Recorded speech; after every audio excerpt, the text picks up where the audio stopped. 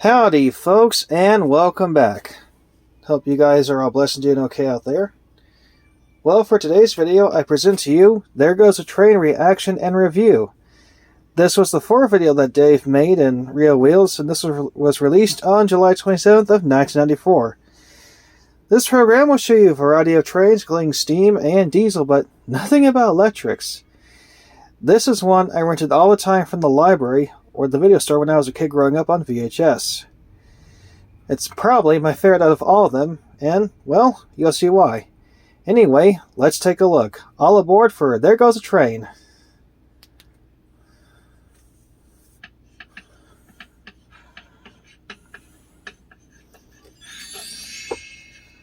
Oh, whoops, hold on. Disclaimer, I am not paid, sponsored, or endorsed to make this program. I am not making any money off of it. I do not claim nor do I own the rights of this media. All rights and all content belongs to the person who made this and created it. This is being done for fun, entertainment, preservation, and educational purposes only. And the YouTuber upload of this was Train Movies and Others. Here we go. So I guess I'm a bit slow on the quick draw.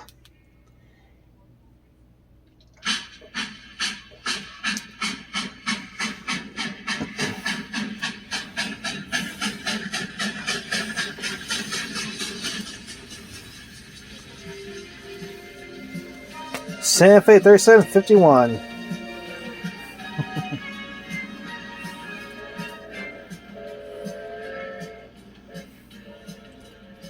Everybody loves trains. Well, get set for There Goes a Train. We'll learn about trains of all shapes and sizes. I like that. There goes the train. Classic Amtrak F40. There goes the train. Okay, they show a few of the Amtrak X2000, which was supposed to be the future of train travel along with the ICE.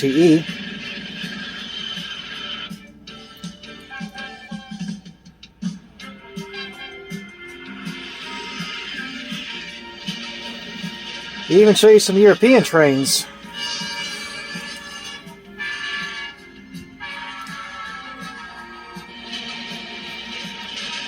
Santa Fe F45, classic freight locomotive.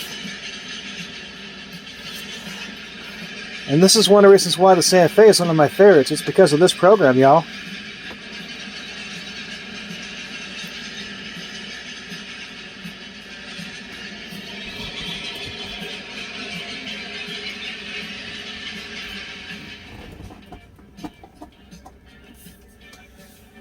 Hi, kids. I'm Engineer Dave. Well, I'm not a real engineer, but the real engineers have let me pretend for the day so that you and I can learn all about trains and what they do and how they work. Now, obviously, this is not a locomotive. This is what's called a speeder. Speeders are used out on the track for doing maintenance work and moving the crews around. So what do you say? You and I go for a ride. Let her go, Jack.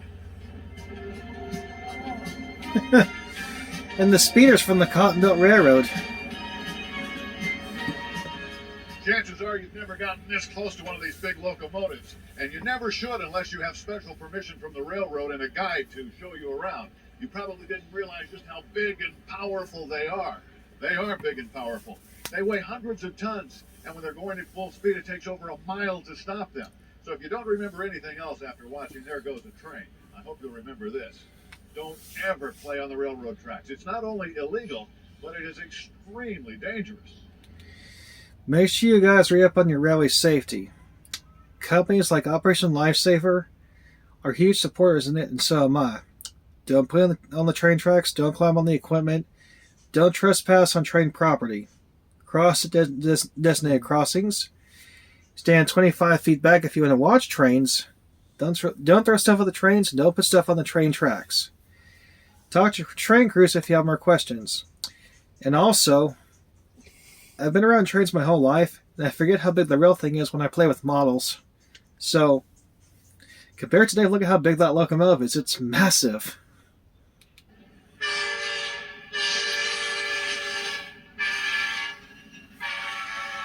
Well, this is a typical locomotive like you see hauling freight.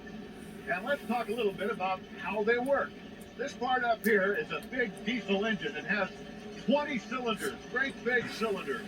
And it causes a shaft to turn that runs a turbine. Now the turbine is located in there, and it's a big generator. It generates electricity. So that electricity is then put down by the wheels. In between the wheels, there are great big electric motors. Traction motors. So really what this is a diesel electric engine. The diesel provides the power that turns the turbine, that generates the electricity, that causes the motors to turn the wheels. Come on over here, I'll show you something else. This is a huge air compressor because all the brakes on the train and on the cars that it pulls are powered by air pressure. Now the motor turns this, which creates the air pressure that allows the train to stop. I think Dave was a bit out of context there. Cars on the train powered by air. He should have said the brakes on the cars are powered by air. Also, if you hear the background noise, it's just one of my friends watching something on his phone. So, the airbag system on the train is amazing on how it works, thanks to George Westinghouse. So yes, the air brakes power the locomotive, but also the cars behind them, with the air brakes intact. One thing I did learn recently is a train with more than 7 cars is considered a long train. I thought that 20 cars was a long train. Nope, 7.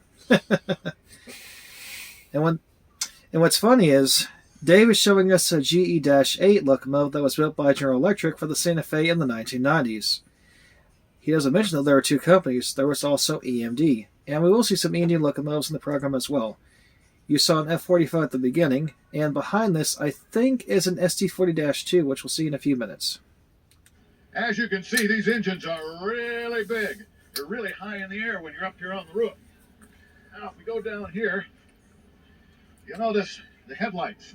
When the train is running, these headlights are always on for safety, so anyone can see you coming. Now, I want you to look down here. That's the very front of the train, and that's kind of a plow device. That's for traveling in the winter. It pushes all the snow off the tracks. Let's go inside.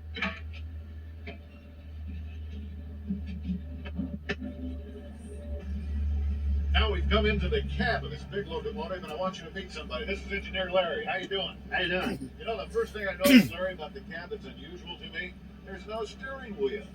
Well, basically, this engine just goes right where the tracks are laid out. Wherever they go, wherever they go, that's where we're going to go. Okay, how about the controls? Basically, it's all set up where you go forward, you go backwards, and go fast or stop. That's all there is to it. So most modern locomotives have what's called a desktop setup, as you saw, but back then they had what was called a standard, which was a sideway control, and early diesels had what they called a drum set style control console. You don't really see those in the program. I wish they would have shown more, or gone more in depth about the history of trains, but they give you the basics, and you pretty much get the idea. Now, believe it or not, sometimes the 4,000 horsepower that this big engine provides is not enough. So what they do in a case like that is they hook more than one of these big engines together. As you can see, there are 3 of them hooked together here. Come here and I'll show you how they do it. This is the coupling device. It holds the 2 trains together. It's kind of like holding hands like that. And if you look there, that's the lever to uncouple it. Basically, there's a pin in the coupler, and when they go there, the pin drops to secure the coupler in place. To uncouple a locomotive or car, you lift up the pin, and the coupler should release. Typically. Keeps them from coming apart, but there's enough flexibility there that when they go around curves and things, it can move. These hoses are electrical hoses here. These are the control hoses, and of course, this one's the most important. MU connections. This is the air hose. Like I told you, the air hose is what powers the brakes. Let's take a look at one of these brake cylinders. This is a brake cylinder on one of these engines. And as this works, the air is pumped in, pushes this lever, and that causes the brakes to clamp down on the wheels and slow the train down. Another device you may not know about is sometimes the wheels slip. There's a little squirting device that actually squirts sand onto the track that gives the train traction. It creates friction so they can get up steep hills. That's pretty cool.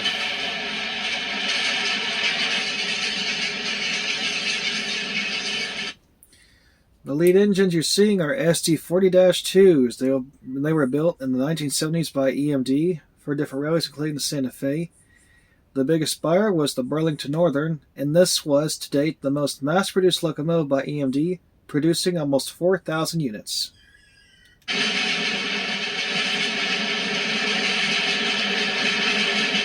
This big car behind me is a boxcar. You'll see a lot of those on freight trains because they're used for hauling all kinds of different cargo. Now this next car up is a tanker car. You'll see a lot of those too. This particular one is full of liquefied petroleum gas. Now this gives us a good opportunity to take a close-up look at the wheels on these cars. If you look close, you'll see that little lip there, only about an inch thick, is actually what holds the train on the track. Pretty amazing, huh? I had no idea what he was talking about when I was a kid.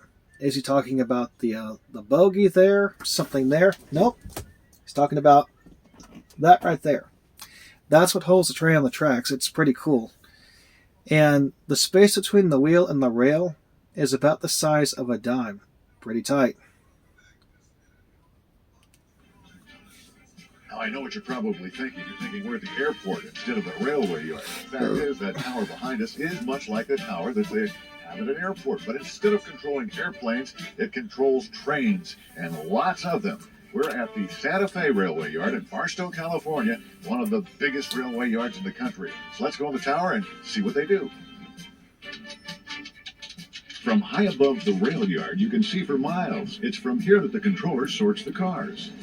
Maybe the easiest way to explain what happens in a railroad yard like this is to compare it to a giant post office. Only instead of sorting mail, they're sorting railroad cars. They call it humping because they roll them over a hump in the track, cut them loose, and then they actually coast down to the switches where they're switched off into the different trains and different combinations of trains. Once they're all hooked up, then they're sent off all over the country. So there's a man-made piece of earth called a hump that the cars go up to. They are read by a computer, uncoupled, and go down over a set of brakes called retarders, which slow the cars down, to a very smooth crawl. Switches are set, and they're coupled to the freight cars. This is typically done for mixed freights and manifest. Typically, a unit train like an intermodal container train or a tanker train doesn't need that because, well, it's the same load going to the same place. And it's like a giant post office. Dave gave a great analogy about this. Good job, Dave.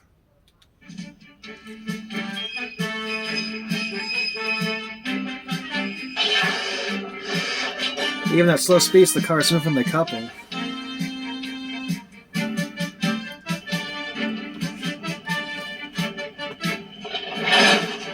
The trains are put together like building blocks. They lock together automatically, but the air hoses have to be hooked up by people. This is a dangerous job. Oh, yeah. Once hooked together, the trains can stretch for miles and miles. They can be up to 300 cars, and they're way too long today. I like when they were shorter, to be honest, guys.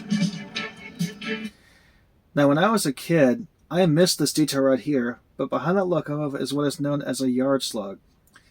Basically, it produced extra battery power to the locomotive to help it move around the yard. Pretty cool. And it's amazing how long these trains can get, and kind of scary at the same time. Look at that. It's still going. One more fact, the biggest rail yard in the world is in North Platte, Nebraska, the Union Pacific Rail Yard. It is huge and a great place to watch trains, too. Uh-oh. Whoop. Well, there's a blooper. I hit the home button instead of the play button. Oh, you heard that, honey? My fiance's in the background, guys. He saw that. I can't do anything about getting caught by him. Okay, we're all set to learn about passenger trains now. And to do that, we've come to one of the biggest train stations in the country. This is Union Station in downtown Los Angeles. I don't care about We're Taylor about to go Swift. board Yeah. Amtrak. So, if you're ready, I'm ready. Let's go. Union Station is huge. It's almost 100 years old, and it's the center for passenger rail transportation in all of Southern California. It's here where you can buy your tickets, check on departure times, and race to the platform. You don't want to be late for your train. Union Station in LA has been used also for numerous movies, including Disaster on the Coastliner, Ernest Saves Christmas, and The Silver Streak starring Gene Wilder. At the time this was made, it wasn't quite almost 100 years old, but now in 2026, it's getting pretty close to being that old. It is a beautiful station though with the Spanish architecture. If only Los Angeles was still Los Angeles, with the California dreamin'. Union Station is also the home of LA's underground subway system. I have no idea why they showed an empty train, but okay. And this is where you'll find Metrolink, the commuter railroad. Metrolink is designed to haul lots of people from home to work and to do it as quickly as possible. I went to California. I didn't get to ride Metrolink, but I also thought the paint scheme was pretty cool with the lines and the white background. If any of my viewers live in California, do you miss that like I do? They're facing the mountain, replacing them with F-125s, as you guys know. It's pretty cool seeing these trains from the past in this video. I certainly enjoy it.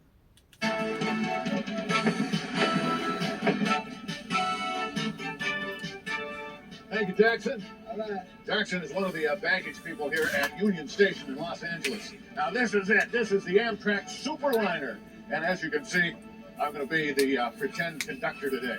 Now, a Superliner, a passenger train, is a lot different than a freight train. It's kind of like a big hotel on wheels. It's got sleeper compartments. It's got a restaurant on board. And, of course, a big engine that pulls the train. And there are lots of different jobs and lots of different types of cars. So we're going to find out about all that. So what do you say we get on board? Come on along. Hi there. Hi. How are you? All aboard!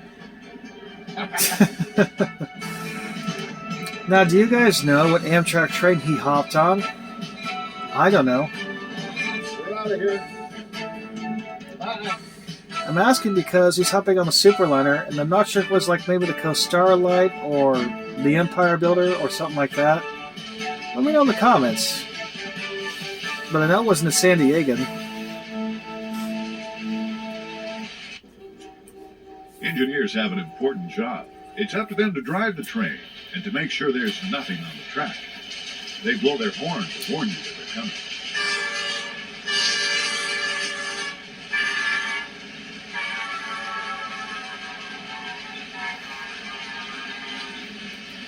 And here's another question, guys. What kind of horn is that? I really have no clue. I can't tell if it's a Leslie, a Nathan, or if it's from a Metro locomotive. Again, tell me in the comments. Okay, Dave, conductor's job is very important. You're like a captain of a ship. So you're really in charge of the train, Yeah, you're in charge of everybody. even more than the engineer. Including the engineer. Oh, And this sure. is one of my Important assistants, job. Bonnie, and I'm going to let her take you back there and show you exactly what a conductor Hi, is. Bonnie. Hi. Nice to meet you. You're going to teach me how to collect the ticket and do conductor stuff, huh? All right. Thanks. So you're on your way. Thanks, Conductor Joe. We'll see you later.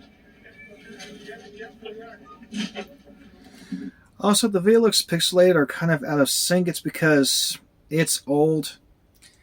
The YouTuber who uploaded probably put a VHS tape on there, but you know, for me it's nostalgic. I like the analog media.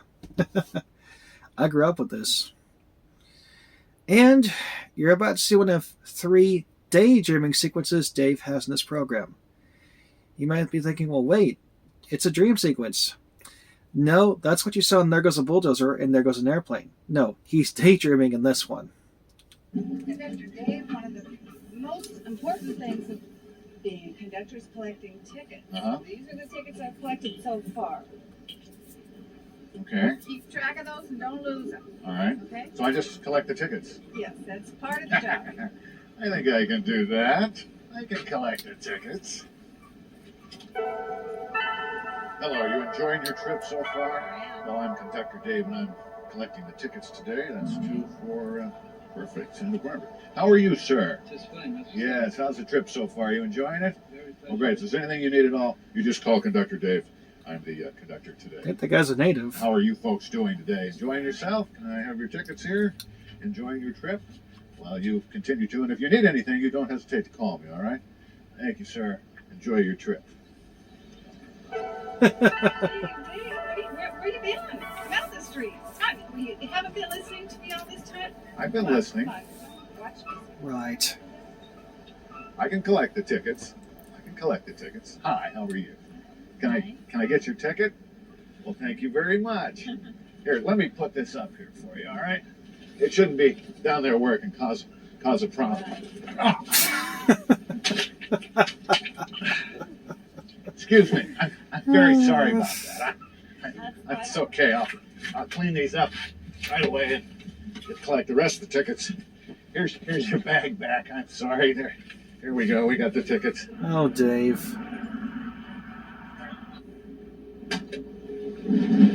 One of the neat things to do on a train is to walk from end to end. But you have to be careful where the cars are hooked together, because they're hooked together with kind of a rubber tunnel thing that you walk through, and the floor actually moves a little bit. A little bit scary, but kind of fun too.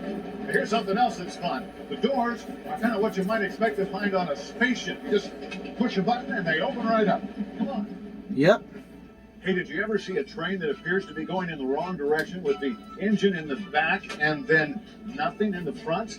Well, actually what's in the front is one of these cars. It's called a cab car, and it actually has a little control room in it. This is where the engineer sits. Even though the locomotive is on the back pushing, he actually controls the train from the cab car control room, which is just like this.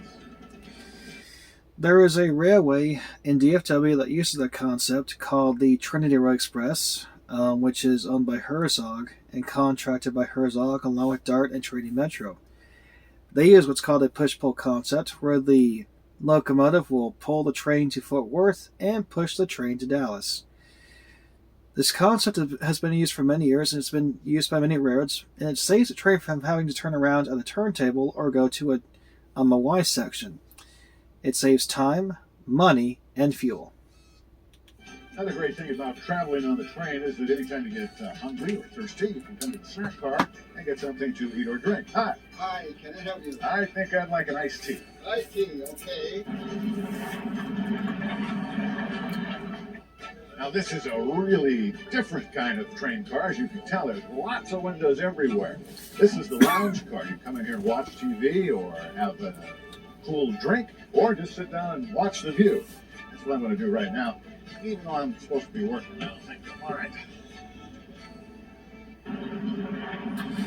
So I've had the chance to take quite a few Amtrak train trips myself. The longest train I have been on so far is from San Antonio to Fort Worth, and it was a 6-hour train ride. And I rode in the lounge car, which was a lot of fun. You could see everything. Lounge cars are nice, but to be honest, guys, I would rather ride in a dome car from the 1940s, because with a dome car, not only can you see from the floor to the ceiling, you can also see from the front to the back of the train, because you had a full view basically ahead and behind you. Seeing the train snake in front of you was amazing. So, bring the dome cars back, I say.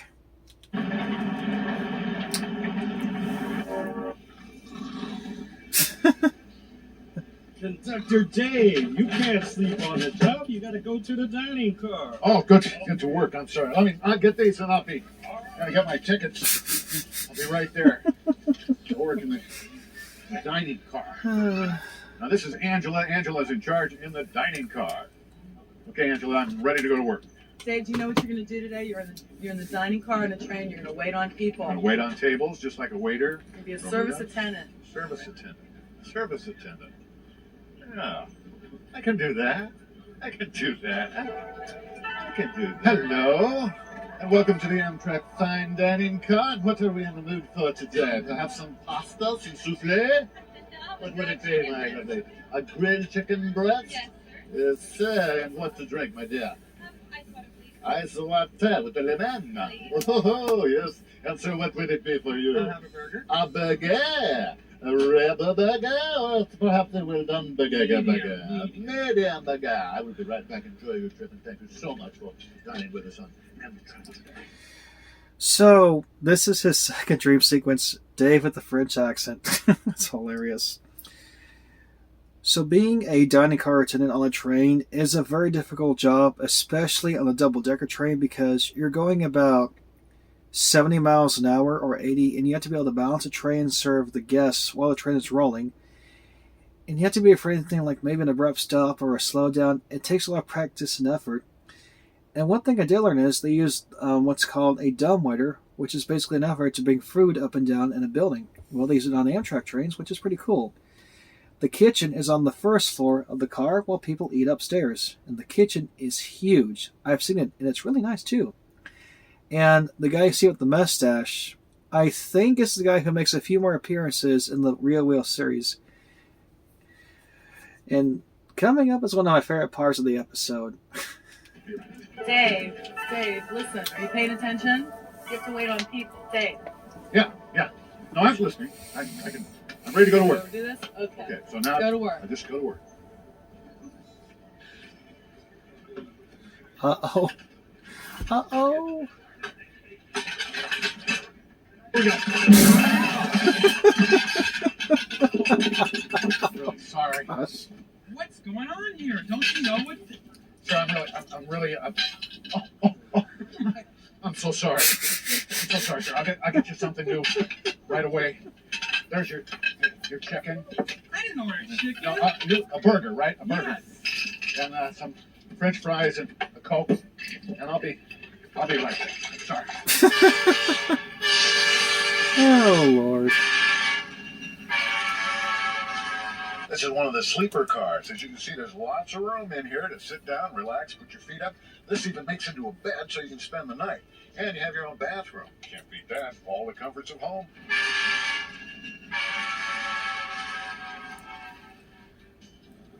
Now you and I are going to get a rare glimpse behind the scenes at Amtrak. You see, most people never get to come back here. This is the Los Angeles maintenance yard where they work on the trains. It's a very dangerous place to be. And we're always very safety conscious when we're around trains. So it's time to switch hats. And we're going to put on some protective glasses to protect our eyes. And of course, the hard hat to protect our head. Now we're ready to look around. What you guys see might be nostalgic for you. Dash 8s, F40s, and Genesis locomotives. And they're all about to be replaced by those deadgum ugly Siemens Chargers. So if you guys get the chance to see a Genesis locomotive or a Dash 8 or an F40 while you can, go for it. Film it, take pictures, and take videos. Because I don't know how many are going to be preserved and how many are going to be scrapped and how many are going to be used for like short train operations. Here you'll find trains, and more trains. Even trucks that act like trains. These are used for track repair. It's called a high rail truck. They go on the tracks that have trains, keeping an eye out for obstacles that might get in the way. That locomotive back there in the roundhouse is Amtrak's newest. It's their pride and joy. It's called Genesis. Guess what? They're going to pull it out of the roundhouse, put it on the turntable, put it on the track, and guess who gets to drive it? Engineer Dave.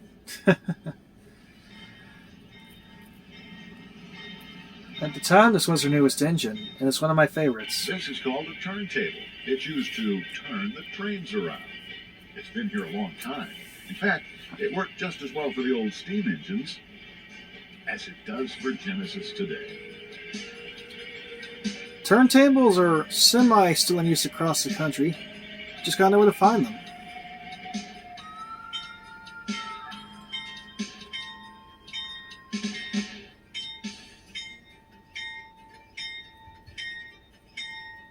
This is Engineer Chuck. He's the engineer on Genesis, Amtrak's state-of-the-art train, and he's going to show me how to run it. So how do we do? What do we do? That's What do I right, touch? This is going to be real easy for you. Okay. What we have here, this makes the train go forward, go backward, and this is the throttle. It's like the gas pedal in the car. This is your train brakes, keeps the train from going too fast, and this is your engine brake here. This will keep the engine stopping and starting when you want it to. And we have a I can do computer that. screen up here, and we have all kinds of stuff that Yeah. tells you what's going on in the back of the train. I can do that. You have a horn and a bell, and you just look out the I window, can do that. watch out for people. So that was like, at the time, the most modern locomotive ever built, and I've had the chance to drive one in a couple of simulators, and I've been in the cab of one as well. It is space age, cool looking, and I'm going to miss them when they're gone, like I said. The Genesis is my favorite passenger engine from the 21st century, and the late 20th century. Of course, though, I like the classics like the E units and the F units from the 40s and 50s.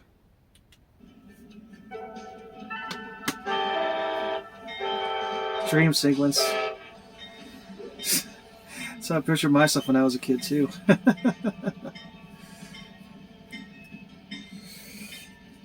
So that's about it. Dave, we're all cleared to go. Why don't you go ahead and take it away? Dave, were you listening? We're ready. Oh, yeah, It's yeah, your turn now. right, You go ahead. right. We're ready to go? Absolutely. It's all yours. Take it away. Straight ahead, huh? Uh-oh. Okay, I think I got it. Break off, and away we go. Engines cranking. Wrong way. Engines cranking. And, Wait, whoa. Wait a minute. We're going the wrong way. Other way, Oh, way. whoa. That's it. Oh, Helmet geez, on. I'm sorry, Were you man. I'm listening? sorry. Okay. Guess Go ahead. I wasn't listening. Can I try again? You're doing a good job. Take it forward now. Okay, forward. There you go, Dave. Sorry. Back, brakes off. And away we go. All right. This is great. I just had to pay closer attention, that's all. And listen when people are giving you instructions. Now we're moving. There you go, Dave. Now you got it.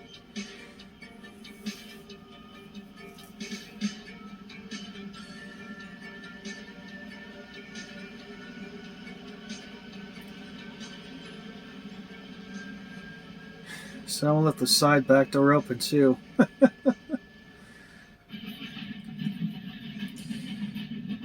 Best shot in the whole program too, right here, guys.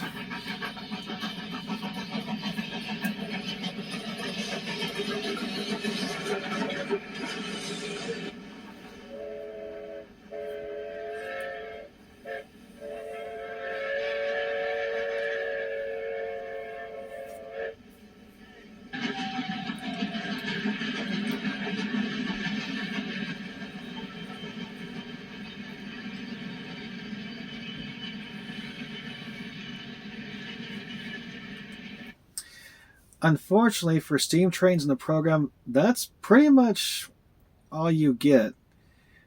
Plus a small segment about a steam engine you're about to see in some old footage of the Santa Fe steam trains. I wish they'd gone a bit more in depth, but still, this is a great program, guys. One of the best places to learn about trains, especially old trains, if you like them, is to come to a railroad museum. We've come to the San Diego Railroad Museum, so what do you say we go take a look around? Come on. It's now called the, I think, Southwestern Railroad Museum. The name has changed, but it's still there. And they recently acquired Coaster F40 2105. In fact, shout out to Coaster Fan 2105. He's got the same name as the locomotive. And you can still go there. They got some cool trains. In fact, I want to go myself and see it someday. Trains are fun. At the San Diego Museum, you'll find old cabooses, big engines, Alcaraz 3. Oh, there's a Shea right there. more cabooses, steam engines, crane trains,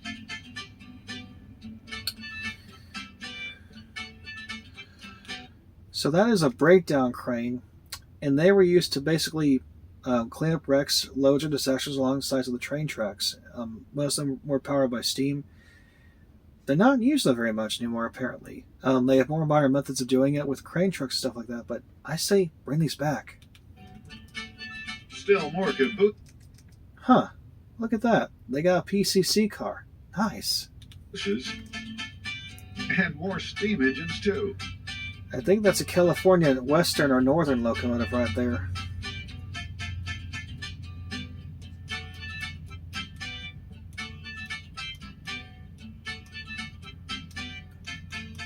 Now I know you know what this is. This is a great big huge old steam locomotive. Now this one doesn't look very pretty. It's kind of rusty because it's getting ready for restoration, but I think we can use it to explain basically how one works.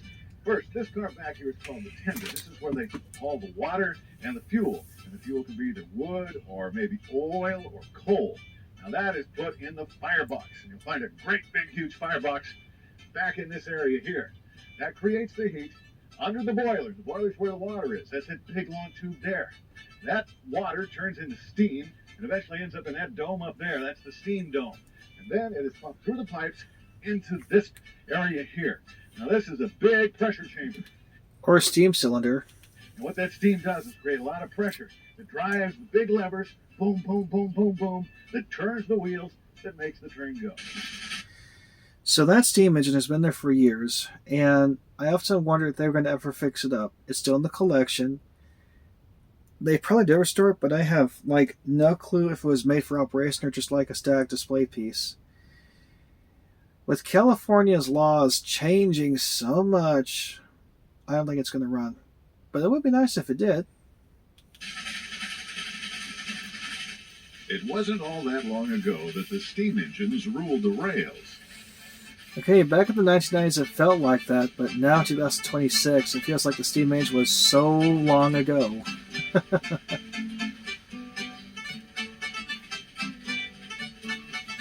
Triple header. Nice.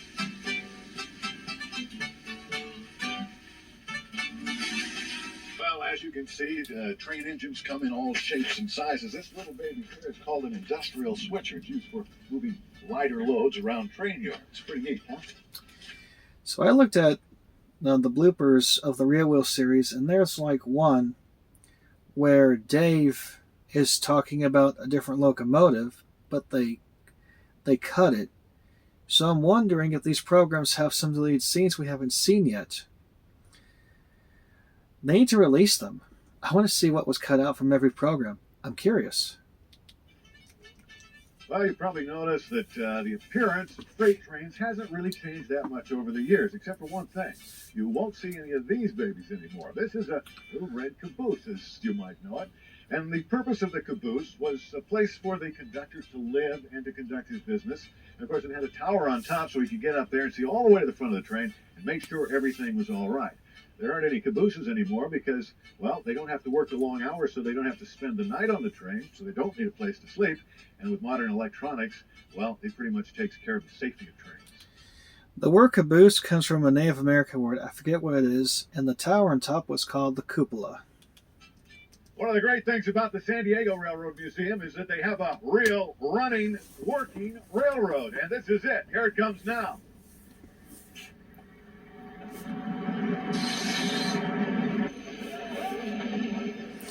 Not sure why they filmed just the wheels. Wish they had filmed the passenger cars. Hi kids, my name is Denby Jones. I'm Director of Museum Operations for the San Diego Railroad Museum in Campo, California. Come on out and join us. We've got steam engines, we have diesels, we have old cars, we have new cars, and we have an hour-and-a-half train trip. So get hold of your folks, tell them where we are, and come on out to Campo. Engineer Dave, you're going to be brakeman today. I have to give you this radio. Brakeman? Yes, you're going to be brakeman. You're going to be communicating with the I engineer. got to start as brakeman. You have to start as brakeman today. Okay. So use the radio to talk to the engineer because you're on the back of the train and he cannot see you. So he doesn't know what you're doing or where you are. So that's an important job. Very important job. Radio keeps you safe and the train safe. All right. Thank Okay, you. Have a good day. Thanks. Now, the first job of the brakeman is to remove this brake. All right. This is Brakeman Dave to the engineer. We're ready to roll. Take her away. All aboard.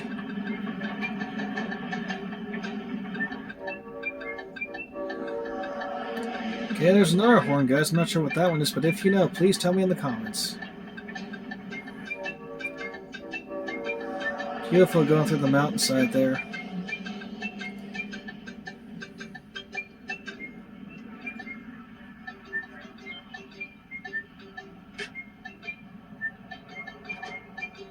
Things are about to get intense. Engine 2104, this is Campo Dispatch. Emergency, emergency.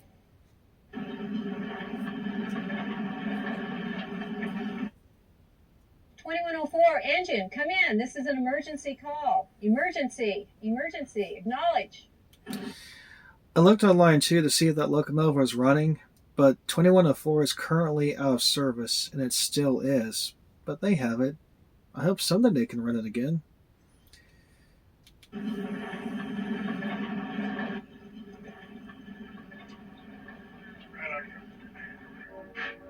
Engine 2104, this is Campo Dispatch. Emergency, emergency. Campo Dispatch, this is Brakeman Dave.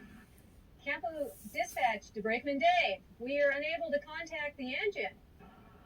You've got to get up to that engine. We've got to stop that train. We have a car on the tracks. Over.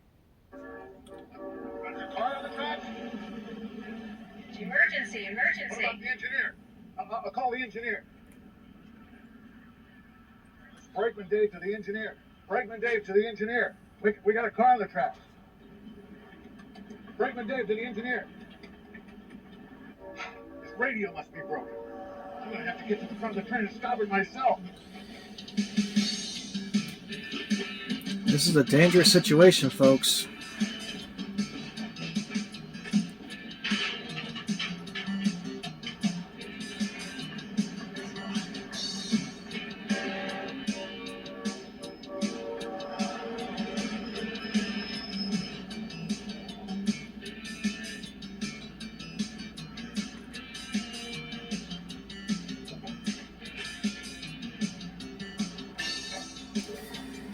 In the old West, this is how they would stop trains. There's like an emergency too.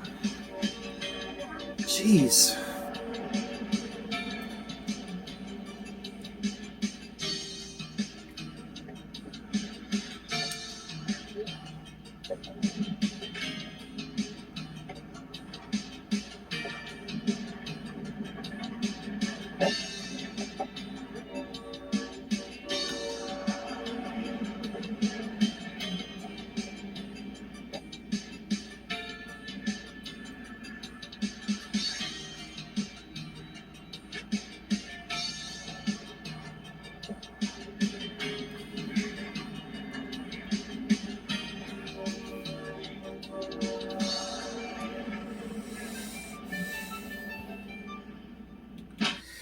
Okay, guys, I think we've been tricked because it looks like the train's moving, he's climbing and running through it.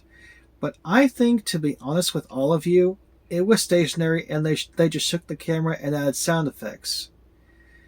But I could be wrong because it looked like it was moving with the mountain in the background. I mean, as a kid, you think it's real, but I don't know. Do you guys think it's real or do you think it was all staged? Let me know. Well, I mean, it was staged, but do you think the train was moving, or do you think it was just sitting there?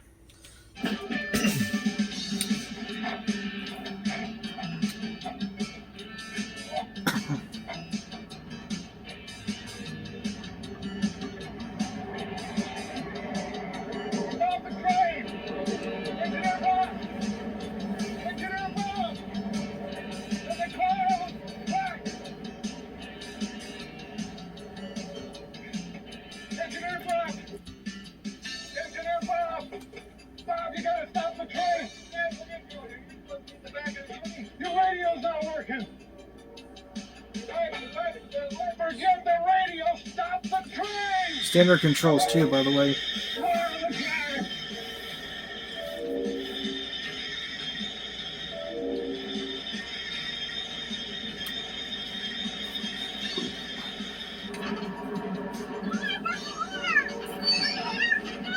That was close. Yikes.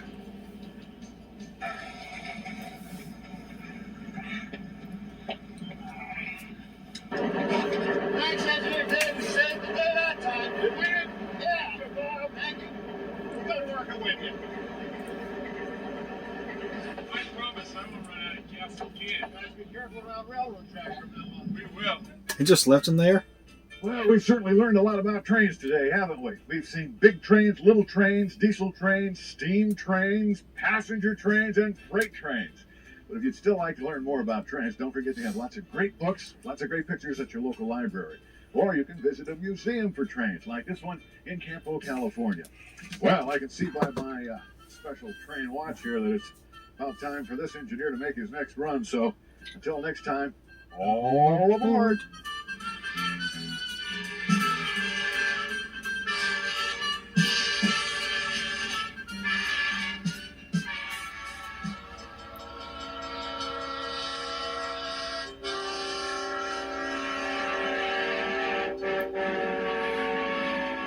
It's a good way to end the program right there, guys.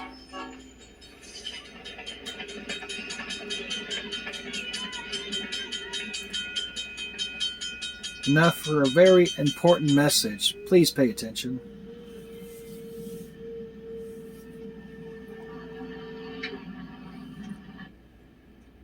My name is Jim, a Federal Railroad Administration Safety Inspector. Hope you enjoyed learning about trains today, and there goes the train. But one thing we need to remember is just how dangerous it is to play around railroad tracks and to walk on railroad tracks. It takes approximately 1.5 miles to stop a 55-mile-an-hour train, and walking on railroad tracks is against the law. So be safe, ride the trains, and don't walk on tracks. Thank you. Safety first, guys, all the time.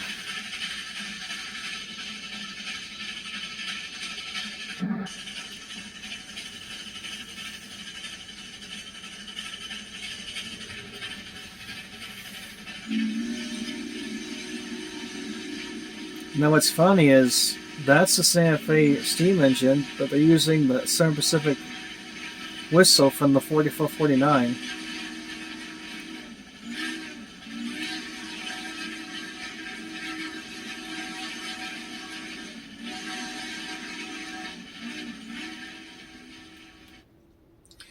And there you have it, folks. So what are my final thoughts? Well, I still think it's a great program after all these years.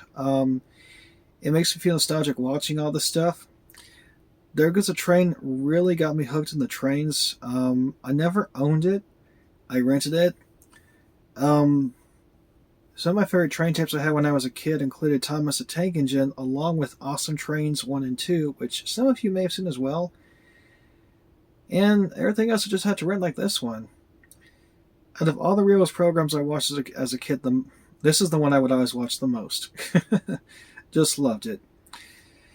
Did you guys grow up watching this one too? Let me know.